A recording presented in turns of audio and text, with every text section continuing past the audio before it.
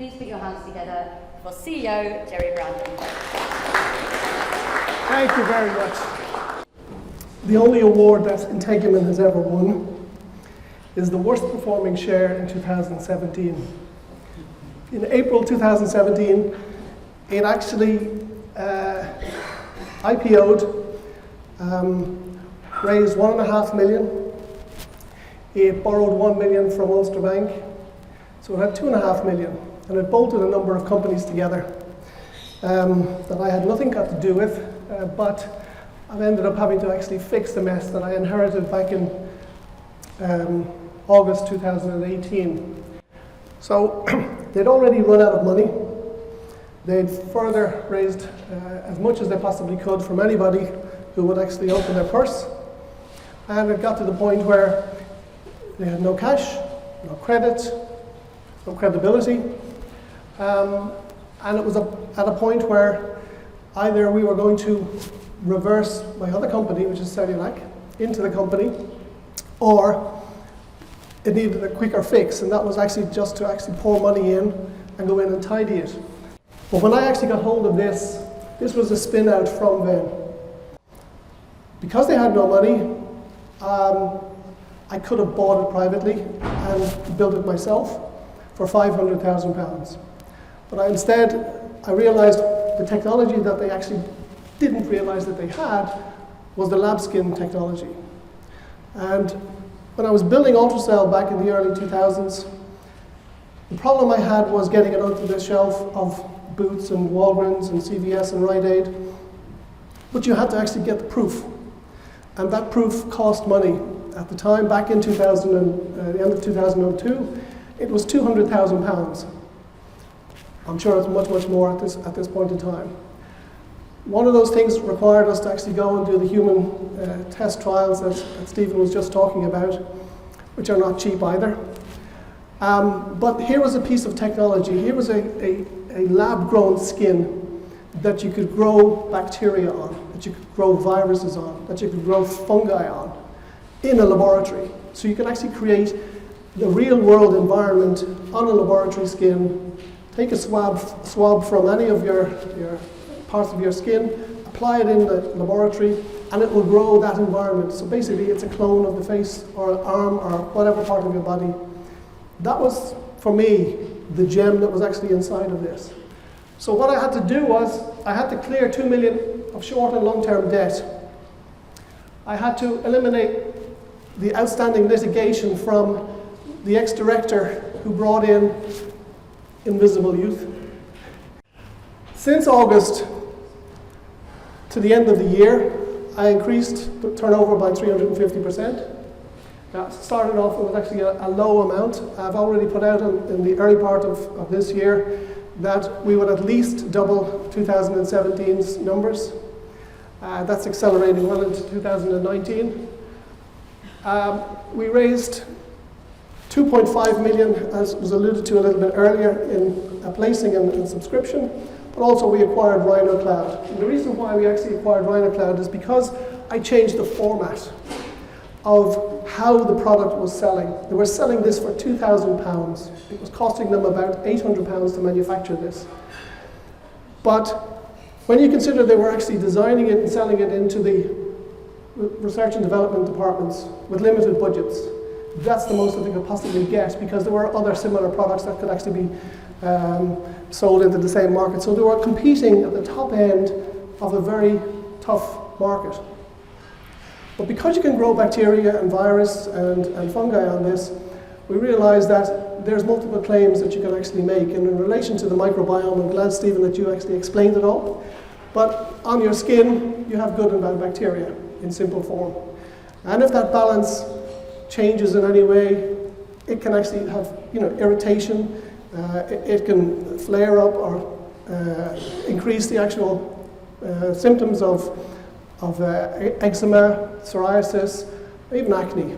So if you're in a situation where you can actually test product on skin without actually human intervention, you've eliminated obviously the animal cruelty aspect, and also eliminated the possibility of trying to justify your claims beyond 74% of 284 women said that they prefer to actually use this piece of skin product.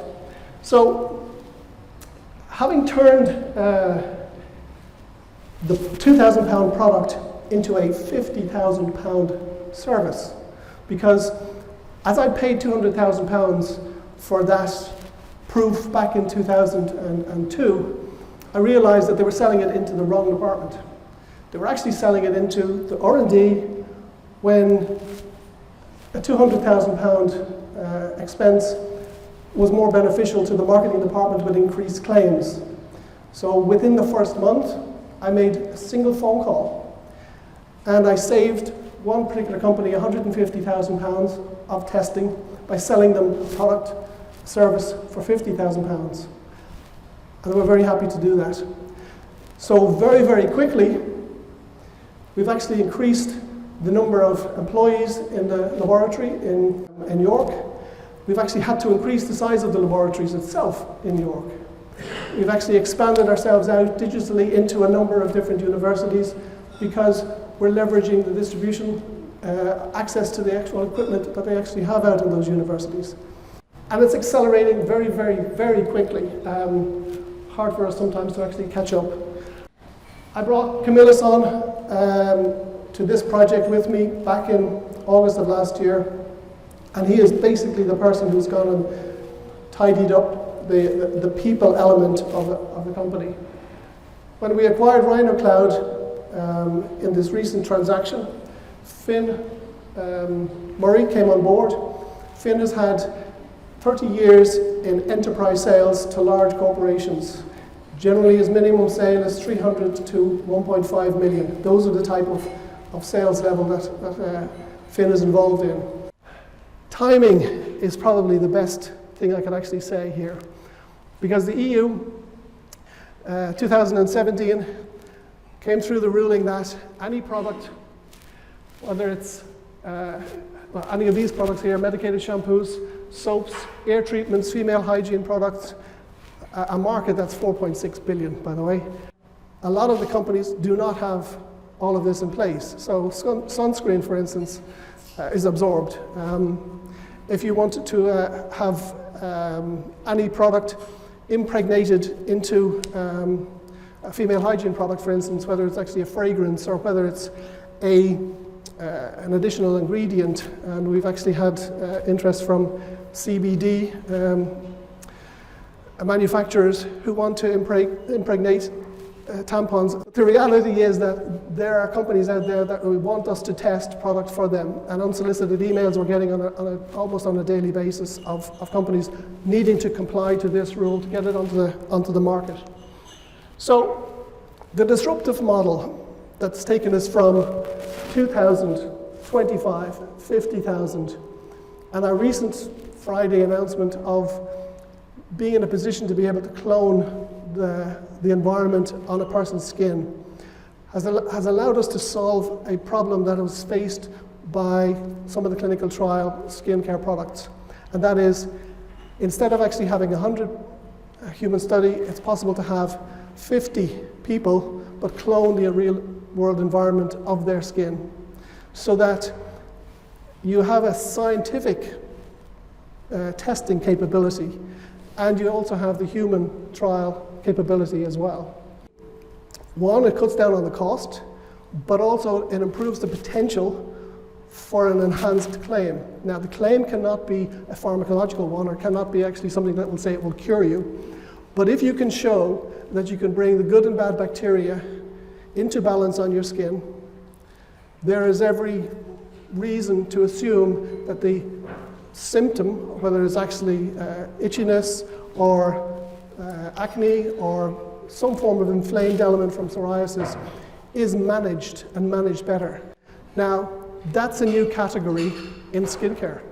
So I go back to my ultracell days and how we actually distributed in 43 countries with 50 partners, 300,000 stores in less than 2 years.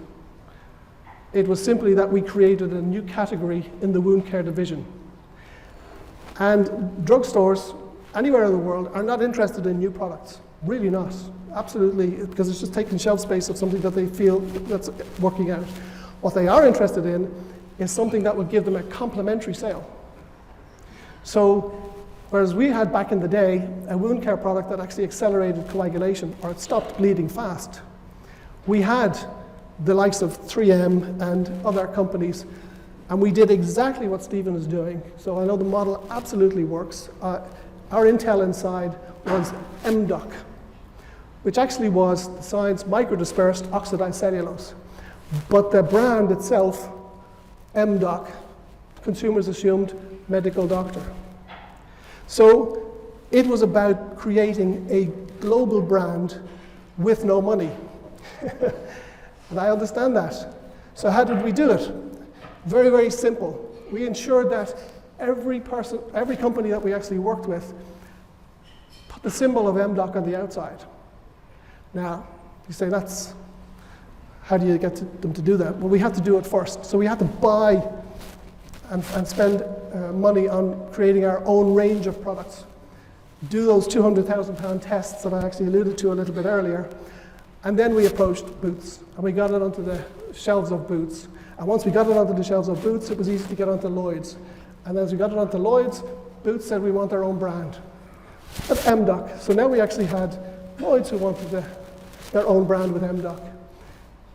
Over a matter of 18 months, we had 80% US distribution across all of the chain drugstores.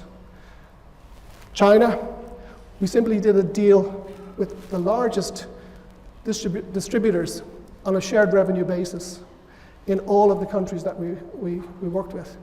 And I had no more than 25 people there. So what we're doing here is we're tapping into the channel that takes all the products out to the consumers, because I understand exactly what the consumer wants and demands, because I've actually seen it and created that brand myself. MDOC still exists 17 years later. What we've done here is we've actually just shown a way of not just reducing the cost, but now able to show scientifically with, you can't actually scrape a piece of skin off 50 patients and do the tests. But here's a situation where we can grow the skin, apply the actual bacteria from the actual human volunteer, and do all of the necessary scientific studies. The wonderful thing that we actually had to figure out was, how do we scale it very, very quickly? And that was to actually make it digital, so that instead of taking in an order from a large corporation, we're in a position to be able to give them access to all of our equipment. And not just all of our equipment, but all of any of the service providers' equipment. Because as we bought Rhino Cloud, or Rhino Drive, and Rhino Lab, it was originally designed to extract data, digital data, from laboratory equipment and put it up on a user portal in each laboratory. What we did was we actually gave the access to every skincare corporation in the world, for a recurring revenue fee, of course, access to every piece of digital connected laboratory equipment. So tests can be carried out through our Rhino Cloud, our LabSkin AI facility, and in real time, the client can actually see what's happening in the laboratories that they've actually got the service contracts with. So I've actually alluded to this previously. By accident, we've become the Airbnb of laboratory equipment. We don't own it. The client doesn't have to own it, but it has the ability to access it, pay us a recurring fee, but also we get a cut from the service provider because we're now that distribution channel. Here, we don't have to share any revenue because we're given it by the service provider, because we're already approved by some of the largest skincare corporations on the planet. It transforms it. I mean, the human volunteers are 50% less, instantly creates a twin test subject, increases the accuracy because you've actually got the scientific data backed up by the human subject. Client wins, clinical research organizations win, so that's another channel that we actually have easily tap into, because you're cutting down the cost. But if you're cutting down the cost of project managers, supervisors, recruitment, and human subjects, that's quite substantial. Competitive advantages. Everyone always has more on their side. Ours is the only one that actually you can grow bacteria, virus, and fungi. It has been tested even with Ebola. My job is to basically take the great technology that's already existing and make it fit for the purpose for which it gets the maximum exposure in the market, the maximum return for our investors. 5 areas that we operate in.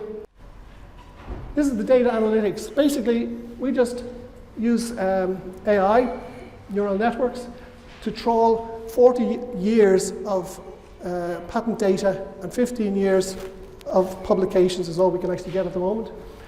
A lab skin on a chip is basically the lab skin and a means for us to actually take the bacteria that's growing on that skin or whatever it is and whatever treatment we're actually putting on that skin and transfer that data from a base chip reflector, converting it into a format that's readable so that you can see the effect of a product, whether or not it's increasing or reducing a specific type of bacteria or virus, whether or not it's improving the pro-collagen and subsequently collagen production for anti-aging products. So, company highlights. Revenues increased H2 in 2018 with LabSkin by 480%. All subsidiaries that I inherited have substantially reduced the losses, and Store Skincare, and it's a break even. If you want the product to be infused with CBD and you want to put it on the skin, it has to be tested. And as people are throwing lots and lots of money at CBD, we're charging 100 grand for somebody to come in and we'll do the test for them, happily. Product sales, 2,000 to 50,000, multiple revenue streams. Omega-3 oils and CBD also come through Cellulac, which is a different one. Management and Cellulac have injected 1.4 million into this, so we've got skin in the game as much as everybody else has. The new commercial team that we have in from Rhino Cloud is large enterprise sales level. And I've done it before. Basically, thank you very much.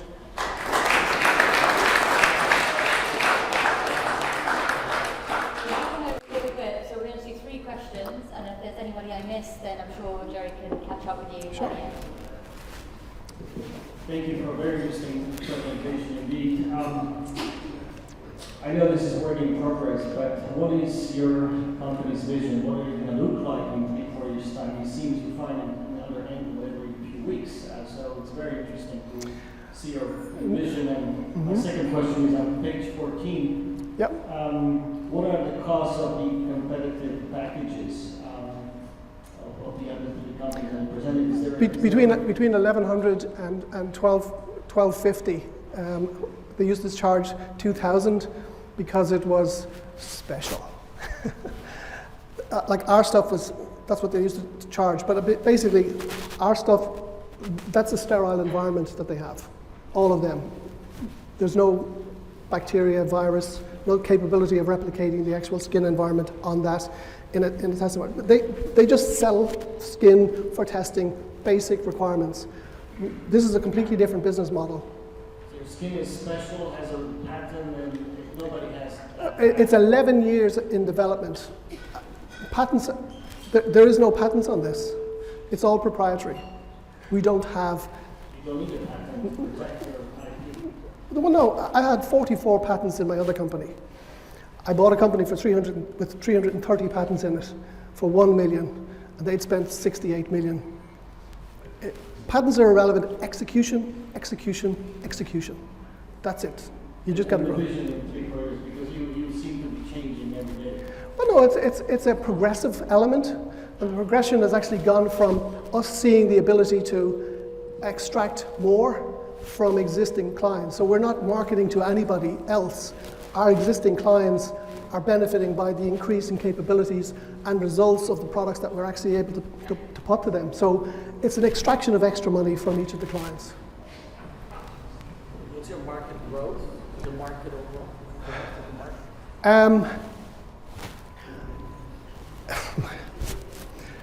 The size of of that market is around about 2 billion. That is actually the skin testing market itself. We have such a tiny piece of it at this point in time. It's like an irrelevance. It's not even a point of 1% of anything like that. So for us, the timing issue for us is the biggest thing, because as I said, right now we have companies unsolicited emails, actually keen to ensure that they have compliance with the EU to get the products out. And the size of the companies are not small. Some of them are actually turning over 800 billion, 6 billion. They're not small companies, and for them, 100 grand a year, 200 grand a year in recurring revenues is nothing for them. Yep. Hi, Joe. Big fan of what you're doing. Obviously, you're scaling massively. Yeah. At the huge points in the next 12 months, 24 months, sales oriented, or is it's only about sales. It's only about sales. If you look at what I've done in the past with Ultracell, with Cellulac, and other smaller companies, I buy my distribution. I control my distribution. And it's because of that we scale very, very quickly. There is no point in organically growing. I'll be dead by the time I actually get it large enough. So I have to say this openly: if you're looking for a dividend in the next 3 years, sell your shares. We're growing at that rate, and we need to buy our distribution channel that already exists. Is the lasting AI and last diagnostic, is that self-serve on the website, or does that need a sales process for every individual company that comes in? For the companies that want service of the basic service, whether it's 25, 35, or 50,000, those are basically, you can log in, pick your testing protocols, and you're given an outline of what those tests are, and then there's over a 6-week that's actually undertaken within the laboratories in York. For the other aspect and the larger side of things, those are, we call elephant shooting sales. So we have now two of the biggest enterprise sales organizations. They sell and have sold into pharmaceutical corporations in CRO level, government, military. They wouldn't actually come to work if they couldn't sell $1 million a year. Thank you. One more question? No? Okay, thank you very much, Thank you. Jerry of Integumen.